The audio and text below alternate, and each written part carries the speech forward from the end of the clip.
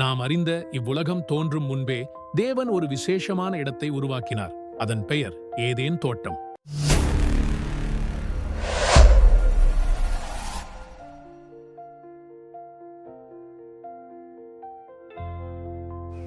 இது சாதாரண ஒரு தோட்டமல்ல. இது ஒரு இனிதான பரலோகம் போல. அங்கு ஓடும் ஆறுகள் 4 பக்கமும் ஓடிக்கொண்டே இருக்கும். ஒரு பக்கம் மனம் கமழும் பூக்கள், மறுபக்கம் பழங்கள் நிறைந்த மரங்கள், வானில் பறக்கும் புறாக்கள். இது சற்று கற்பனையின் உலகம் போல, ஆனால் அதுதான் உண்மை. இந்த அழகிய தோட்டத்தை கடவுள் யாருக்காக உருவாக்கினார் தெரியுமா? ஆதாமுக்கும் ஏவாளுக்காக.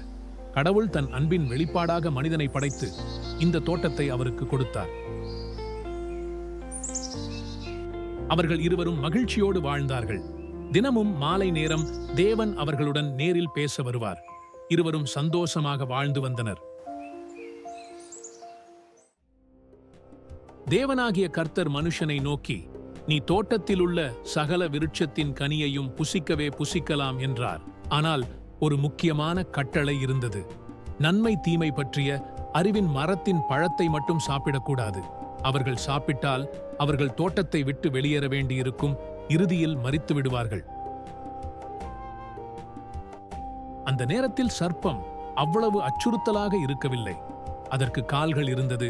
அது அழகாக, புத்திசாலியாக நடமாடும் ஒரு ஜீவன். ஆனால் சாத்தானின் சூழ்ச்சி தீவிரமாய் செயல்பட்டது. அந்த சர்ப்பம் ஏவாளை அணுகியது. இந்த பழத்தை சாப்பிட்டால் நீ தேவனைப் போல அறிவுடன் மாறுவாய் என்று சொன்னது. ஏவாள் குழம்பினாள். தனது கண்களில் அந்த பழம் இனிமையாக தெரிந்தது. அவள் அதை பறித்தாள், சாப்பிட்டாள். அதன் பின் ஆதாமுக்கும் கொடுத்தாள். அவனும் சாப்பிட்டான். அந்த ஒரு செயல் தேவனுடைய வார்த்தைக்கு எதிரான செயல். மனித இனத்தின் வரலாற்றையே மாற்றியது. தேவன் தோட்டத்திற்குள் வந்தார். அவர்கள் தங்களை மறைத்துக் கொண்டிருந்தார்கள். அவர்கள் அறிந்து கொண்டார்கள், தாங்கள் தவறு செய்துவிட்டோம் என்று. அப்பொழுது தேவனாகிய கர்த்தர் சர்ப்பத்தை பார்த்து, நீ இதை செய்தபடியால் சபிக்கப்பட்டிருப்பாய். நீ உன் வயிற்றினால் நகர்ந்து உயிரோடு இருக்கும் நாளெல்லாம் மண்ணை தின்பாய் என்றார். ஏவாளுக்கு இனி நீ வாழ்வில் பாடுபட்டு குழந்தைகளை பெற்றெடுக்க வேண்டியிருக்கும். அதேபோல ஆதாமுக்கு நீ உன் வாழ்க்கை முழுவதும் உழைத்து உணவை பெற வேண்டியிருக்கும் என்றார்.